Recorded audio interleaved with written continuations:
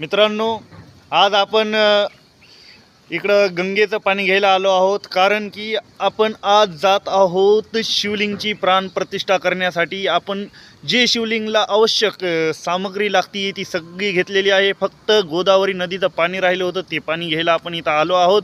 आणि आमचे जे आहे सहकारी सहयोगी त्यांनी पाणी घेतलेलं आहे सोबत। आज देवीय कृपेने, गुरुदेव शिवशक्तीच्या कृपेने मला शिव मंदिराचे वास्तूचं कार्य हातामध्ये आलेलं आहे आणि मी तिकडेच जात आहे। तिथं काय काय जे वास्तूसाठी आवश्यक सामग्री लागणार आहे ती सर्व सामग्री मी सोबत घेतलेली आहे आणि आम्ही सर्वजण सहपरिवारासहित आम्ही शिवलिंगच्या प्राणप्रतिष्ठेसाठी चिंचा ह्या गावी जात आहोत। आणि मित्रांनो, महत्त्वाचं म्हणजे ते शिवलिंग स्वयंप्रकट झालेलं आहे। कोणीही आणून तिथं बसविलेलं नाही आहे, कोणीही प्राणप्रतिष्ठा केलेली नाही आहे।